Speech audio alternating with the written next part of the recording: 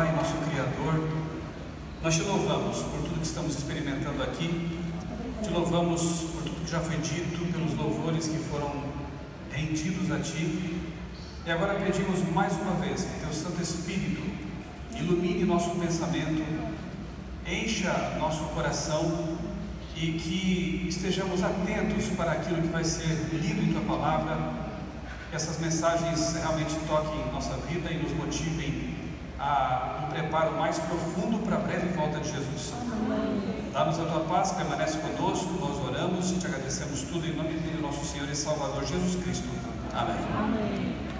Você tem ouvido aqui desde sexta-feira sobre o Espírito Santo. Afinal de contas, o tema geral é o tempo do Espírito Santo.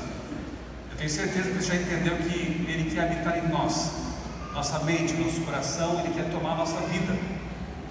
O Espírito Santo é aquele que nos convence do pecado, da justiça e do juízo. Portanto, é ele quem nos move, é ele que nos leva ao arrependimento, é ele que nos faz sentir vontade de conhecer Jesus mais e mais.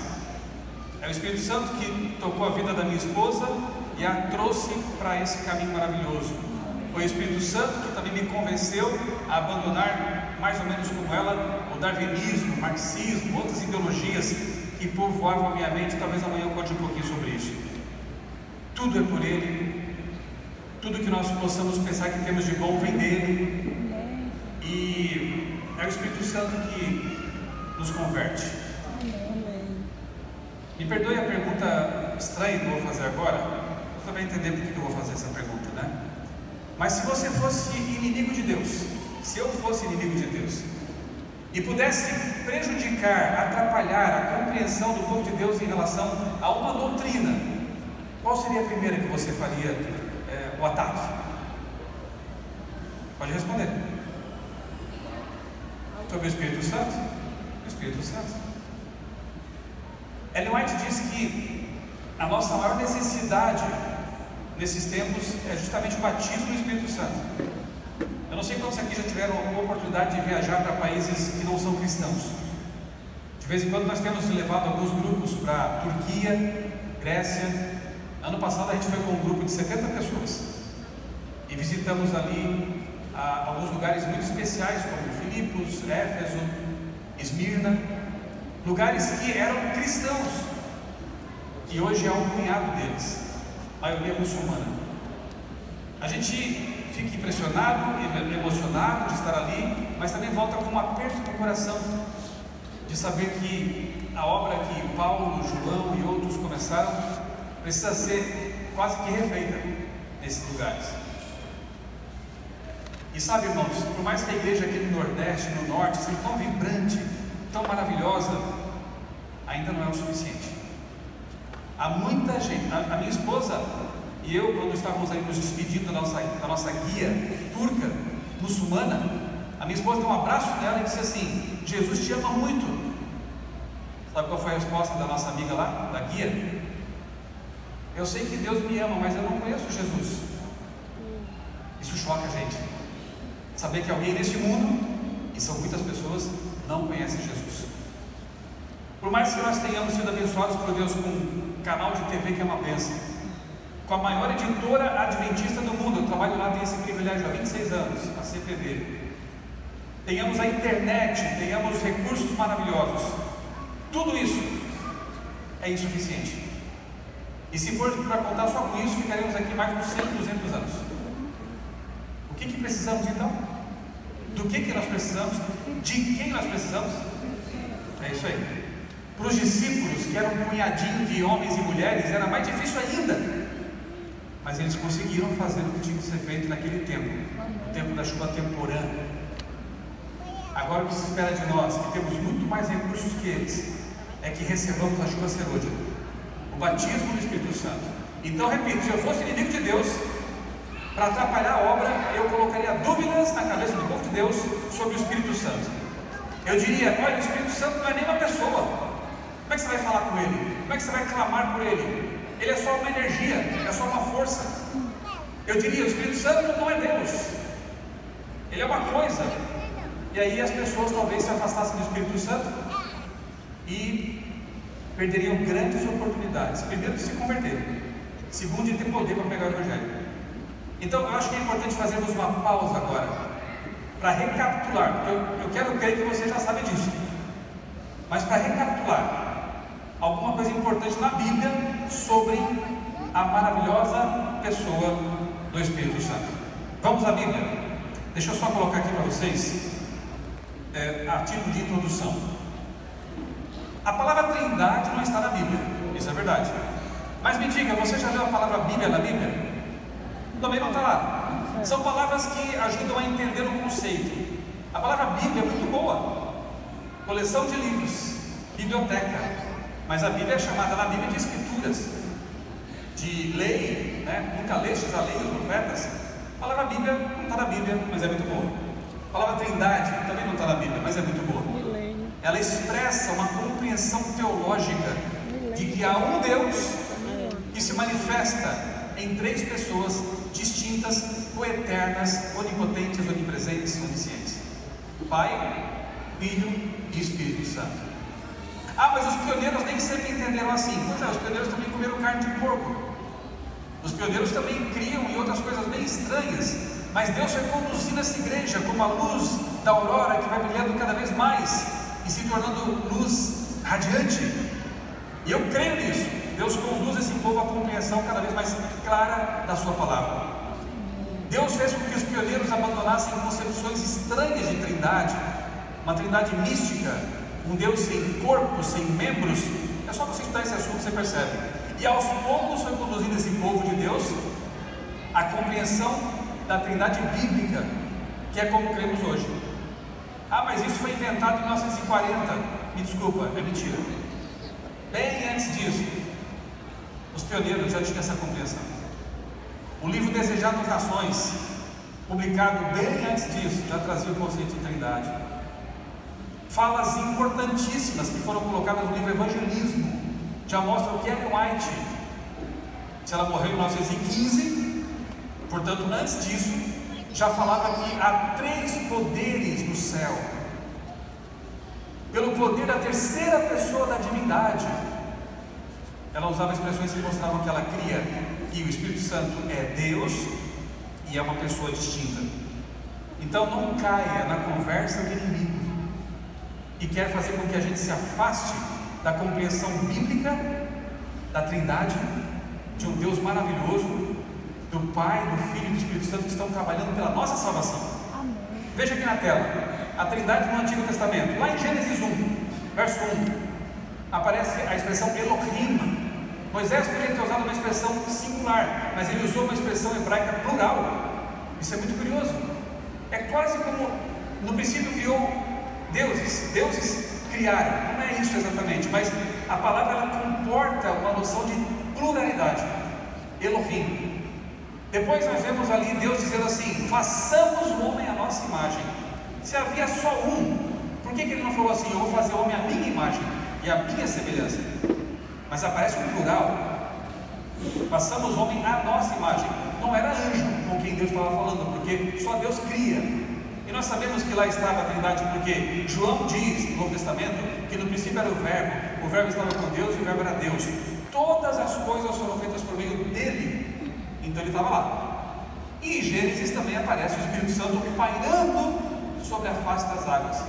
Então você tem o Pai, o Filho e o Espírito Santo participando da criação. Tem vários outros textos, né? Gênesis 3:22, quando Deus fala do pecado da humanidade, diz: eles se tornaram como um de nós. Nós temos a Torre de Babel, quando é dito que desçamos e confundamos as línguas. Deus, plural.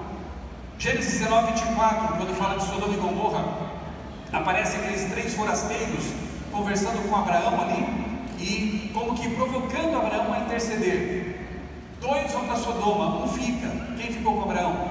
Jesus. Quem? Jesus. Você sabe? Jesus pré-encarnado. Como que você sabe que é Jesus? Ora, chega um momento que é dito assim no texto: e o Senhor, que estava com Abraão, fez chover fogo da parte do Senhor no céu. Dois senhores. Pois é, que interessante.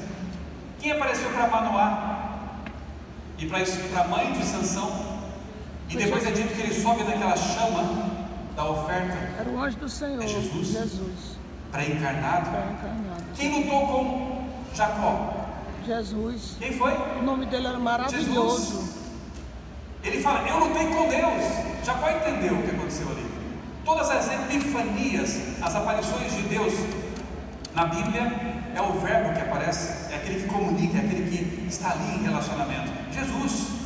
Enfim, tantos textos bonitos que não dá tempo de a gente tratar aqui. Mas no Novo Testamento temos evidência da Trindade, mas é claro, quando Jesus é batizado, lá está o Pai falando, esse é o meu filho, ali está o Espírito Santo corporificado numa pomba, talvez porque estava representando já o sacrifício de Cristo, porque pombinhas, rolinhas também eram sacrificadas no santuário. O Espírito Santo expressando, mostrando que aquele ali embaixo, que não era ele, era um distinto, obviamente, era o sacrifício. E na água estava Jesus, a Trindade ali, naquele momento especial.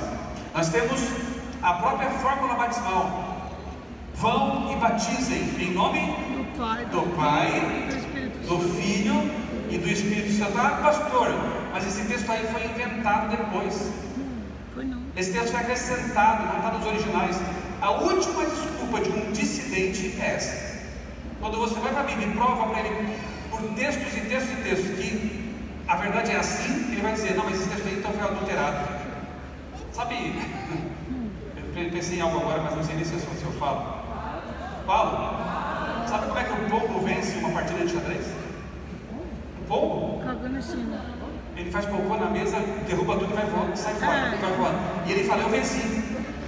Alguns são assim. Quando você prova, mostra, ele chuta, faz sujeira e vai embora. Não, meus irmãos, esse texto de Mateus 28:19 está nos principais manuscritos gregos. E depois eu vou mostrar algo para vocês que derruba essa tese. Mas eu vou mostrar depois. Tanta coisa que eu teria que falar, mas o tempo não permite, né? Eu vou falar só de mais uma. Esse preze aqui, essa apresentação, eu vou deixar com a equipe aqui, com o Josias. Depois vocês peçam para ele, pode passar para vocês.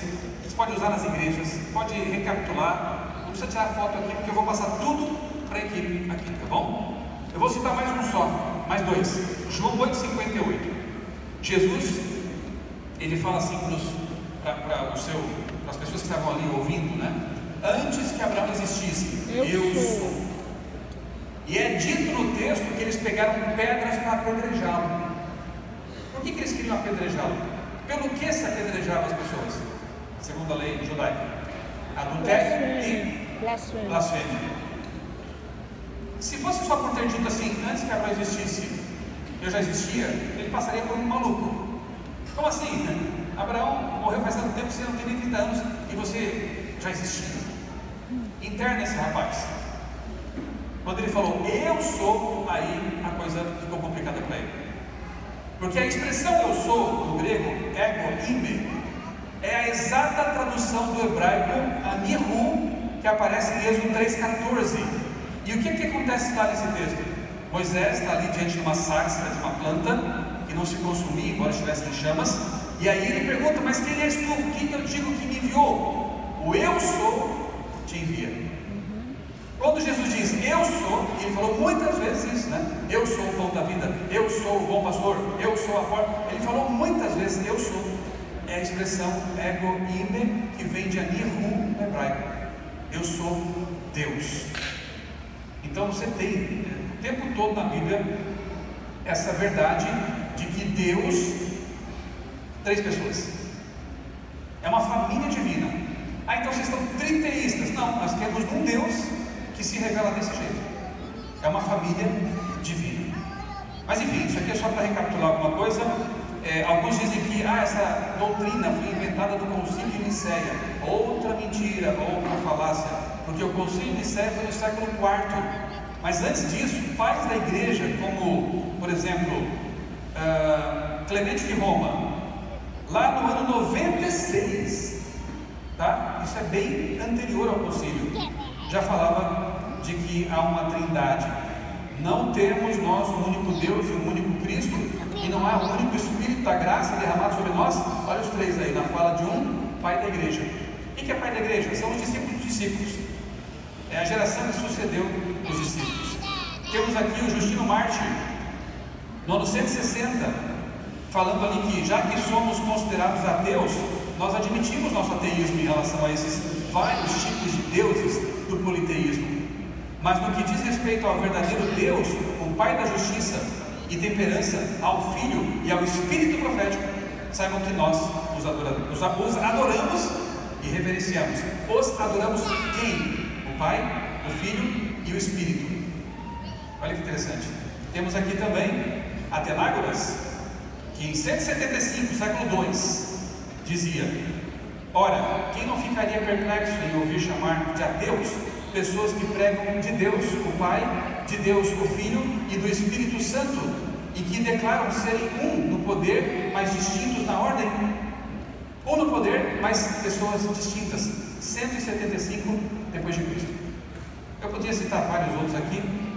É bom lembrar que essa heresia de que Jesus não é Deus, que o Espírito Santo é uma força apenas, nasce com esse bispo que se torna um herege, ário. Daí porque vem a ser conhecido como arianismo, certo? Então os que não creem na divindade de Cristo e que não creem que o Espírito Santo é Deus também são arianos. São seguidores de uma heresia que vem lá de trás, né? Que foi combatida pela igreja cristã. Bom, agora podemos iniciar então propriamente a nossa análise do Espírito Santo, lembrando primeiro que esse texto aqui é para a gente fazer o seguinte: tirar as sandálias dos pés, porque o solo agora é sagrado, é santo, é reverente. Não é essencial que sejamos capazes de definir exatamente o que seja o Espírito Santo. Cristo nos diz que o Espírito é o Consolador, o Espírito de verdade que procede do Pai. É declarado positivamente a respeito do Espírito Santo que, em sua obra de guiar os homens em toda a verdade, não falará de si mesmo. A natureza do Espírito Santo é um mistério. Com relação a tais mistérios, demasiado profundos para o entendimento humano, o silêncio é ouro. Dá vontade de parar de falar agora, né? Mas a gente vai ler só o que está na Bíblia.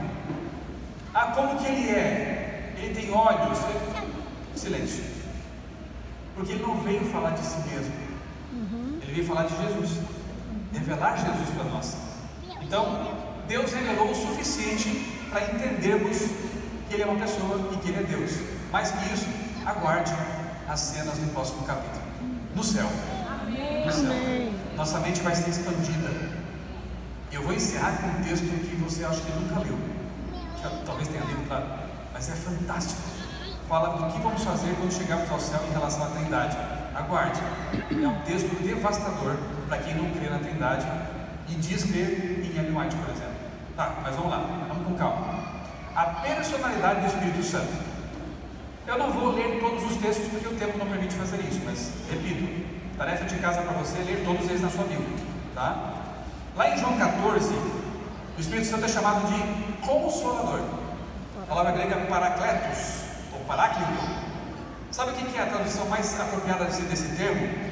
É como se fosse um advogado, alguém que está do seu lado para defender você, para consolar você, para ajudar, apoiar, confortar. Você aceitaria o conforto de uma energia elétrica? Faz sentido isso? Olha, aqui está a energia elétrica que vai me confortar, que vai me consolar, que vai me apoiar. Tem sentido. Só pode ser confortado por uma pessoa. Alguém que pode pegar você no colo, que pode dar carinho para você. E se é um outro consolador, é alguém que vem depois do primeiro consolador. Quem era o primeiro consolador? Jesus. Se Jesus está indo para o santuário celestial e está deixando o seu representante na terra e o chama de outro consolador, será que esse Espírito Santo pode ser o próprio Jesus? Me diga. Pode ser Jesus? O próprio Jesus? Não, porque Jesus foi para o santuário celestial e deixou um outro. O que a palavra outro quer dizer? Que não é o mesmo, né? Um outro consolador tem que ser parecido com ele, tem que fazer as mesmas coisas que ele faz, embora seja uma outra pessoa, né? Vamos adiante. Outros textos que afirmam a personalidade do Espírito Santo. Atos 15, 28. Pareceu bem ao Espírito Santo e a nós, os discípulos, não impor a vocês nada além das seguintes exigências necessárias. Perceba como eles colocam aqui, é colocado, Lucas escreveu isso, o Espírito Santo é colocado junto com os discípulos. Pareceu bem a ele e a nós. Depois Apocalipse diz, o Espírito e a noiva, a igreja, dizem, vem. Como é que ele pode ser uma energia? uma força ou coisa parecida. Filipenses 2:1, temos comunhão no Espírito. Você só pode comungar com alguém que seja semelhante, com uma pessoa. Você não pode comungar com uma força, ter comunhão com uma energia. Que bom que podemos ter comunhão com o Espírito Santo. Aqui fala do poder do Espírito, não fala que ele é um poder, fala que ele tem poder. Aliás, quando o Espírito Santo anuncia, quando o anjo Gabriel anuncia para Maria que ela teria um filho, é dito que o poder do Espírito virá sobre ti. Então o Espírito Santo não é meramente um poder, ele tem poder. Amém. O poder do Espírito. Não é errado dizer assim, Senhor, derrama teu Espírito, que é uma figura de linguagem. Mas se você quiser orar mais direitinho, você pode dizer assim, Senhor, derrama o poder do teu Espírito. Amém. Sobre nós, que é o poder que é derramado.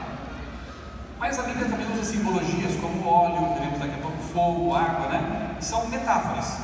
O Espírito Santo não é poder, ele tem poder. Ele tem poder. Todo poder. Pode-se mentir ao Espírito Santo, pode-se ultrajá-lo. Você não mente a uma energia. Verdade. Você não ofende uma energia, você ofende uma pessoa. Ah, mas a palavra espírito não quer dizer fantasma, só se você estiver com a cabeça contaminada pela ideia espiritualista que reina no mundo. Porque na Bíblia é um outro sentido. Aliás, a palavra espírito é multifacetada. Ela pode representar pensamento, emoção, sentimento, até ser. Deus é espírito. Os anjos são espíritos ministradores. Ah, então eles são fantasminhas? Não, são seres reais. Então o Espírito Santo é uma pessoa que é chamada de espírito, assim como anjos também são, o próprio Deus Pai também é. Isso não quer dizer fantasma, porque essa concepção não é bíblica, está fora da Bíblia esse entendimento. O Espírito se alegra, se entristece, anseia, sente ciúme até. Ele tem ciúme em saber de você? Você começa a querer ir para o mundo aí, ele tem ciúme? Você começa a dar ouvidos para mentirosos, para heresias, para dissidentes, ele tem ciúme? Porque ele ama você. Amém. É o ciúme doentio do mundo, claro. Aqui é num contexto divino, né? Ele tem zelo, ele ama você profundamente. Isso não pode ser uma energia, convenhamos. Aquele que sonda os corações sabe qual é a mente do Espírito. Qual é a condição sine qua non? A condição primeira, básica, para ser uma pessoa. Tem que ter mente, vontade própria, pensamentos. O Espírito Santo tem mente, então ele é o quê? Pessoa. O Espírito Santo no Antigo Testamento. Esse eu quero ler com vocês. Abra sua Bíblia, Isaías 63:10. Não tem cronômetro aqui, então eu entendi que é uma vigília. Isaías, depois se acerta com o pessoal aí. Isaías 63:10. Que texto maravilhoso esse aqui. Vamos ler juntos. E depois você já põe o dedo aí em Ezequiel 8, tá? Isaías 63, verso 10. Diz assim: mas eles foram rebeldes e contristaram o seu Espírito Santo, por isso ele se tornou inimigo deles, e ele mesmo lutou contra eles. Veja só, né? O Antigo Testamento, o profeta Isaías mencionando a pessoa do Espírito Santo que foi contristada, entristecida, ofendida. Que interessante, né? Agora Ezequiel é mais incrível. Ezequiel 8, abra lá. Ezequiel 8, versos 2 e 3. Espero que esse barulhinho não seja alguma coisa dizendo que é outra coisa. Ezequiel 8, versos 2 e 3. Olha que texto incrível esse aqui. Eu gosto muito assim, desse texto. Verso 2: olhei, o profeta Ezequiel tendo uma visão, olhei e eis uma figura como de um homem, do que parecia ser a sua cintura, e daí para baixo era fogo, e da cintura para cima como o resplendor do metal brilhante. Ele estendeu algo em forma de mão e me pegou pelos cachos dos meus cabelos. O Espírito me levantou entre a terra e o céu e me levou a Jerusalém em visões de Deus. Quem pegou Ezequiel pelos cabelos? O Espírito. O Espírito. E o Espírito tinha o quê? Algo parecido com uma mão. O Espírito tinha o quê? Algo parecido com um corpo de fogo. Eu tenho dó do profeta porque, mesmo hoje, com raio laser, com não sei o que, eu tenho dificuldade de escrever uma visão dessa. Imagina ele naquele tempo, né? Ele fala, era tipo fogo, é o que ele podia escrever, tipo metal brilhante, e tipo uma mão, ele me pegou e me levou. O Espírito Santo é uma pessoa. Amém. O Espírito Santo é um ser real, que está passeando por aqui agora. Amém. Louvado seja Deus. Amém. Ele está como nosso advogado, paracleto, nosso consolador. A divindade dele, Jesus prometeu um outro consolador, certo? O que pressupõe que um consolador prévio, também identificado como paráclito, já havia. E na Bíblia, Jesus é chamado de consolador. Ele deixou um outro semelhante a ele. E não pode ser o próprio, né? Porque senão não seria o outro. Qual é a qualidade da divindade de Jesus? O que você me diz? Jesus é Deus pleno, sim ou não? Sim. Jesus foi criado, sim ou não? Não. Alguns dizem que foi, mas isso é uma heresia. Eu não aceitaria um Deus que tivesse feito o seguinte: ó, pecaram, vão morrer, vão se perder. Eu vou criar um outro Deus, um semideus. Bom, criei. Agora você vai lá e morre por eles. Eu não vou. Eu ficaria com dúvidas sobre o amor de Deus. Mas quando eu entendo que o próprio Deus, na pessoa de Jesus, poderia ser o Pai, poderia ser o Espírito Santo, poderia, mas na sabedoria de Deus, enfim, como as coisas funcionam, Jesus veio, se torna o Filho. Deus veio morrer por mim na cruz do Calvário. Amém. O Deus eterno se colocou em risco por mim neste mundo. Eu me encho de amor por Ele. Eu vejo como eu sou importante para Deus. Agora, se Ele fosse um semideus criado para morrer por mim, eu ficaria em dúvidas. Sinceramente, a minha casa está pegando fogo, meu filho está lá dentro, e os meus filhos estão lá dentro. Aí eu chamo o vizinho, vem cá, vai lá salvar meus filhos. Que homem é esse? Que pai é esse? Mas quando o pai veio aqui, na pessoa do filho, na cruz, os três choraram, o coração dos três foi partido pelo nosso pecado. Eu só posso responder: louvado seja Deus. Amém. Obrigado, Senhor, pelo teu amor. E se Jesus é Deus pleno, o outro que vem só pode ser Deus pleno, porque é o outro consolador. No princípio era o Verbo, ele estava com Deus, ele era Deus e criou todas as coisas. Se ele criou todas as coisas, não pode ter sido ele também criado. É por isso que nossos amigos testemunhos de Jeová colocaram na Bíblia deles uma palavrinha que não está no grego. Criou todas as outras coisas, porque eles são semi-arianos. Para eles Jesus não é Deus. Então eles têm que meio que manipular alguns textos, como é o caso de João 1:3, que é tão claro. Eles dizem: no princípio era o Verbo estava com Deus, e o Verbo era um Deus com D minúsculo. Que pena. Tu acha? Isso é sério demais. Apocalipse 22, 18, 19. No grego não tem essa de um Deus, é o próprio Deus, Theos. Falar. Bom, vamos adiante. Cristo, agora Ellen White devasta. Review Herald, 5 de abril de 1906, lá atrás, tá? Cristo era Deus em essência e no sentido mais elevado. Ele era um com Deus desde quando? A eternidade. Diz de novo, desde quando? A eternidade. Pronto. Na verdade, ela está ecoando textos bíblicos como Isaías 9:6, que diz o que sobre Jesus? O menino nos nasceu, o filho se nos deu, e o seu nome será maravilhoso conselheiro, Deus forte, maravilhoso conselheiro, Pai da eternidade. Quem é esse menino? Pai Jesus. Se ele é Pai da eternidade, Deus forte, ele é o que então? Deus. Bom, eu acho que isso aqui está resolvido. Jesus é Deus pleno. O outro consolador, que é semelhante a ele, só pode ser o quê? Deus pleno. Olha que texto: antes que os montes nascessem, ou que tu formasses a terra e o mundo, sim, de eternidade a eternidade, tu és Deus. Salmo 90, verso 2. Como Ellen White aplica esse salmo?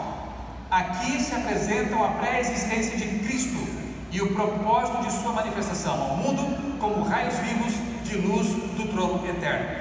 Ellen White, para nós, é uma autora inspirada, não é uma segunda Bíblia, mas a consideramos como autora inspirada, e diz aqui que Jesus é aquele de quem esse texto fala.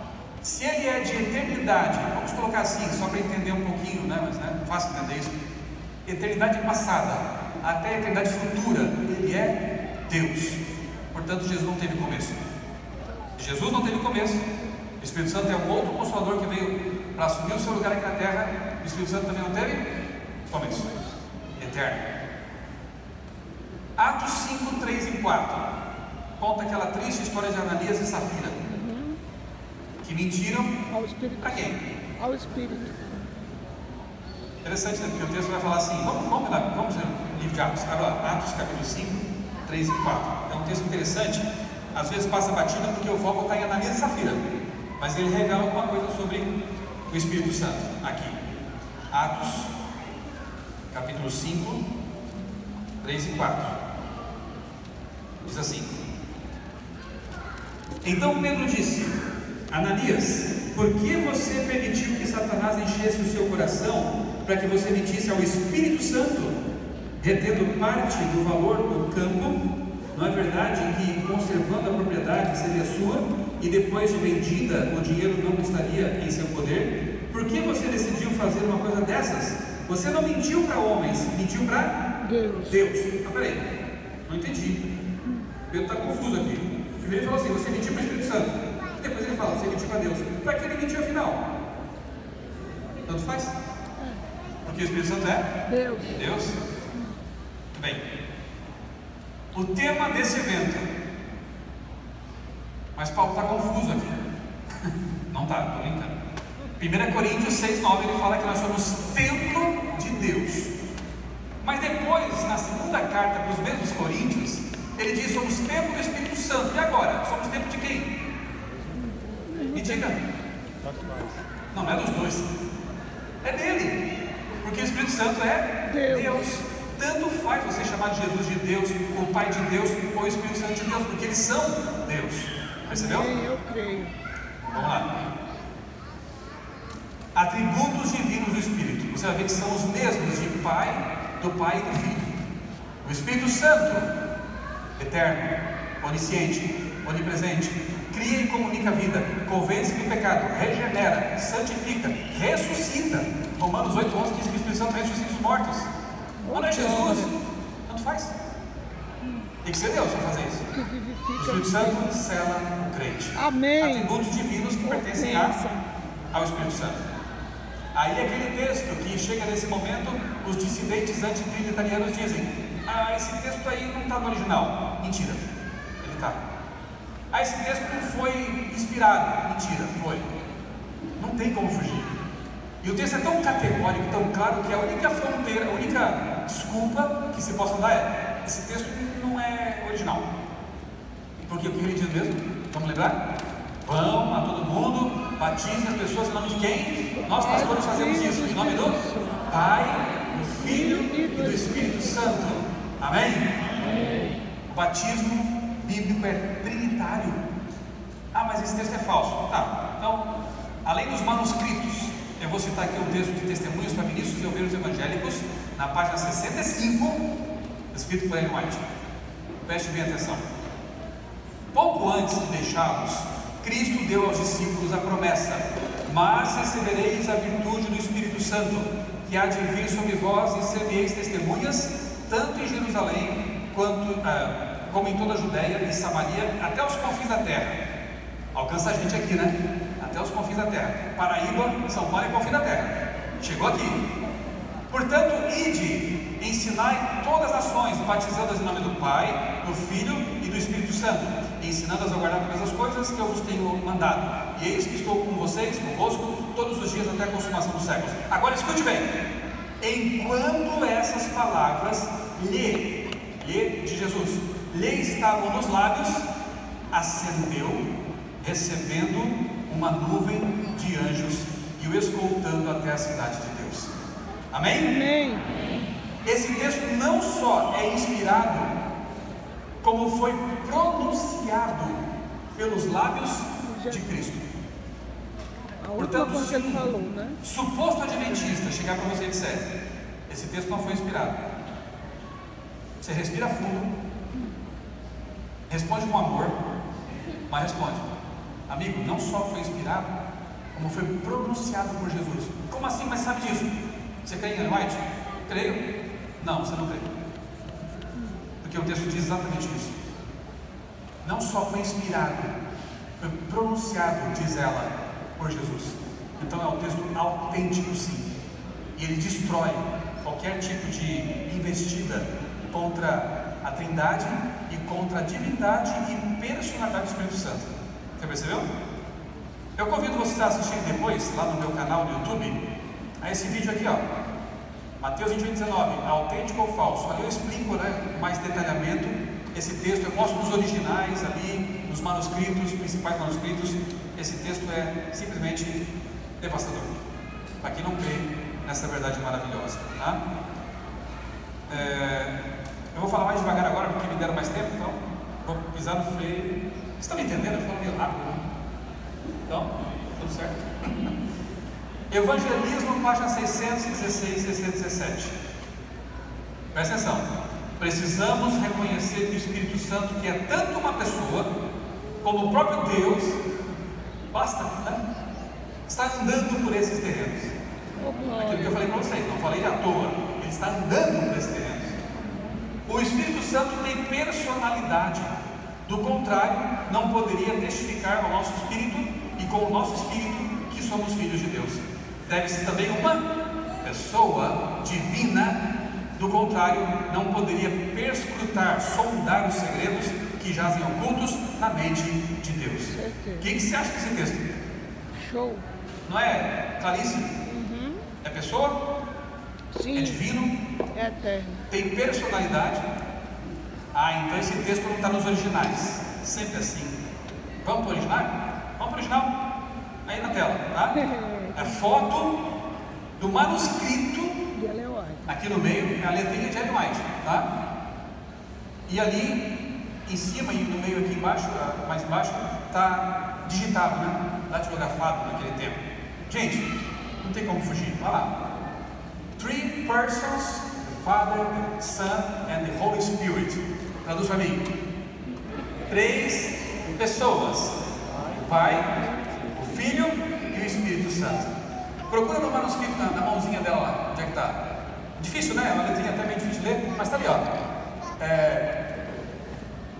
Aqui não dá para apontar, né? Na tela de LED, mas está ali, ó. Na última linha, the Son and the Holy.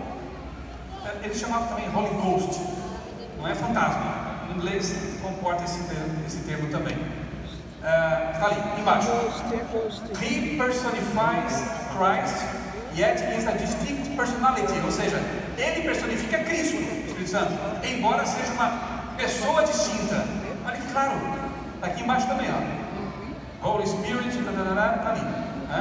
Manuscrito Releases, volume 20, página 324. Quer mais original? Vamos lá. Pedir original. Tem que matar a cobra e mostrar a cobra morta. Né? Não basta mostrar só a carne, né? Olha lá. There are 3 living persons of the heavenly trio. Traduz para mim. Só põe em inglês aí, traduz para mim. Há 3 pessoas viventes no trio celestial. Amém. E aí? Né? E aqui no original está ali, ó. 3 pessoas viventes, né? There are 3 living persons. E o texto segue. Aqui embaixo. The Holy Spirit is a person. Está fácil aqui. O que está sendo ali? O Espírito Santo é uma pessoa. O Espírito Santo é uma pessoa. Cadê o texto original? Está ali, ó. Está fácil ali, ó. The Holy Spirit is a person. O que eu posso fazer mais agora? Posso? Não tenho que fazer mais. Gente, é tão triste isso, sabe? Quando eles começam a dizer assim: porque a CPB manipulou os textos. Eu trabalhei 3 anos na editoria dos livros de Ellen White. Fiquem sabendo que a gente trabalhava com oração o tempo todo. Às vezes gastávamos uma tarde, que a gente trabalhou na atualização da tradução para o português. Ficávamos uma tarde discutindo um parágrafo, para deixar o mais preciso possível em relação ao original inglês. Quando falam que a gente manipula, eu fico muito triste, porque eu trabalhei com isso. Eu sei do carinho, da reverência e do profissionalismo com que os editores que agora estão ocupando essa função lá trabalham os textos. Então, não venha com essa. E se quiser conferir, está lá o cofre do NASP, né? Tem cópias, e o cofre dos originais está lá em Washington. Então, se você tiver realmente com muita vontade, vai lá, né? E peça para verificar. Eu trouxe a foto aqui para vocês, tá? Muito bem.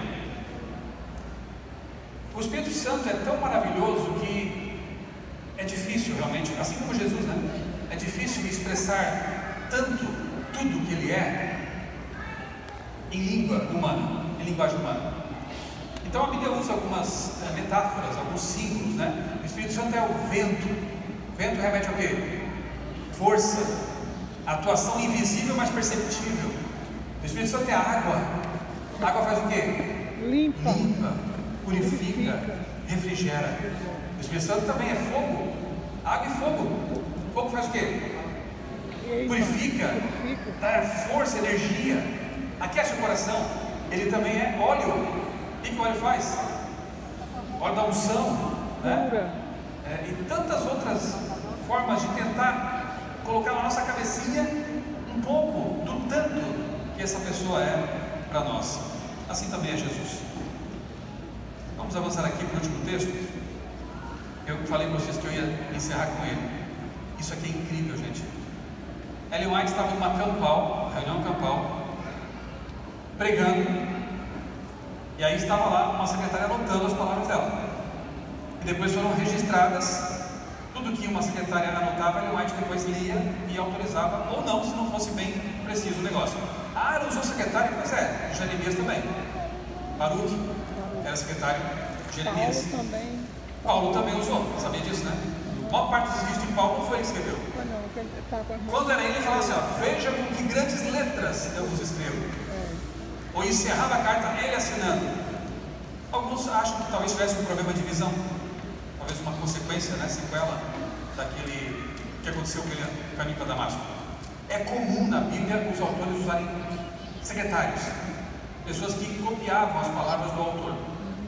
Aqui então foram anotadas essas palavras e depois publicado em 1906 como manuscrito 139. Manuscrito 139. Você deve ter lido já antes de mim, né? Olha o que diz esse texto. À medida que os santos no reino de Deus são aceitos no amado, eles ouvem: vinde benditos de meu Pai, possuí por herança o reino que vos está preparado desde a fundação do mundo. Então as harpas de ouro são tocadas, e a música flui por todo o exército celestial. E eles quem? Os remidos se prostram e adoram o Pai, o Filho e o Espírito Santo. Amém. Amém? Amém. E depois? O que eu vi depois?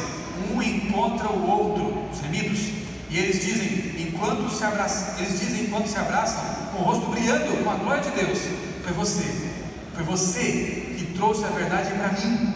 E eu não quis ouvir a princípio, mas eu sou tão feliz.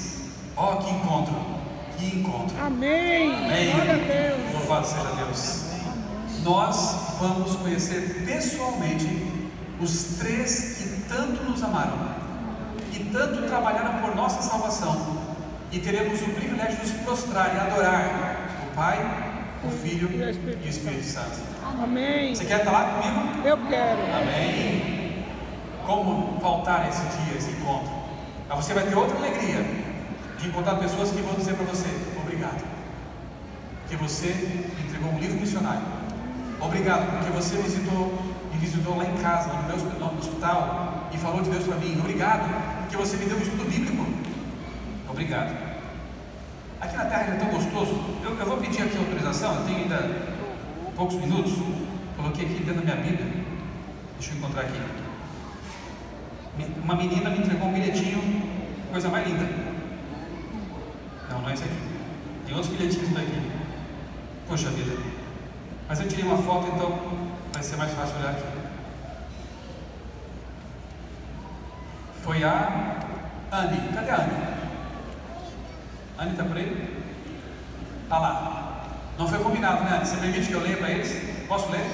Posso ler? Tá. Se aqui na terra a gente já tem essas alegrias, imagina no céu. Caro Michelson Borges, E Carol Gelson Borges, parabéns por mais um ano de vida, obrigado. Quero que saiba que você é muito usado por Deus. Uma das formas que te conheci foi através do livro O que ele viu na Grécia, que eu escrevi com a Débora, inclusive. E fiquei impressionado. Que Deus continue te usando. Amém. Obrigado, Anne. Você me alegrou muito com esse bilhetinho, com essa cartinha. Eu fico pensando, irmãos, se aqui na terra já é tão gostoso receber esses abraços de Deus por meio de das pessoas, de uma criança, imagina quando chegarmos no céu e tivermos essa alegria de ser abraçados e de abraçar pessoas também que lutaram pela nossa salvação, especialmente Deus, Pai, Filho e Espírito Santo. Prepare-se, vai ser bom demais. Quero convidar o Mateus mais uma vez aqui, ele vai tocar aqui uma música sobre o Espírito Santo. E eu gostaria que você, como está aí sentado mesmo, aproveitasse esse momento. É aquele momento que Deus fala com poder. E que você tomasse uma decisão, a decisão de não se perder, de responder aos apelos do Espírito Santo. Você ouvirá mensagens aqui, de novo pela manhã, à noite, amanhã também. É Deus te dando oportunidades. Deus está te convidando desde sexta-feira a tomar decisões, mudanças de vida. Não porque houve uma imposição, porque o Espírito Santo não faz isso. Ele convida. Ele trabalha com a gente com amor, não com imposições. Ele respeita a tua liberdade. Mas quando você se entrega e você vive aquilo que você aprendeu, como é bom colocar a vida em conformidade com a vontade de Deus. É a melhor coisa que a gente pode fazer na vida. Eu passei por essa experiência da conversão e foi o mesmo estudo bíblico que a Débora teve lá no Apocalipse. A gente até costuma dizer que o Apocalipse nos uniu. E como é bom você ter um casamento abençoado por Deus. Como é bom você viver os princípios de Deus, ainda que com lutas, com dificuldades, caindo e levantando. Como é bom viver à luz da palavra de Deus. Eu não sei onde eu poderia estar agora se não fosse aqui. Com Deus, eu estou dizendo. Eu não sei o que eu poderia fazer se não fosse fazer o que eu faço, que me traz muita felicidade. E poder viajar, Mateus comentou isso, eu também reforço, poder viajar com a família e poder pregar o evangelho com a sua esposa é algo muito gostoso, maravilhoso. Então que você aproveite esse momento em que essa música vai falar ao seu coração, porque o Espírito Santo preparou tudo isso para tomar a sua decisão mais uma vez. Senhor, eu quero ser um servo teu, eu quero receber muitos abraços e dar muitos abraços lá do céu, e eu quero te ver face a face em breve. E se você quiser, por que não? Em algum momento tiver vontade de ficar em pé para declarar para o universo que você quer continuar firme nesse caminho, servindo a Deus até o fim. É o seu momento, você pode ficar em pé também. Nós vamos fazer uma oração de reconsagração antes de nós nos recolhermos para descansar. Mateus, nem precisou cantar. O Espírito Santo já está trabalhando, convidando, tocando corações. Permita que o milagre aconteça na sua vida nessa noite. E se entregue a essa pessoa maravilhosa chamada Espírito Santo.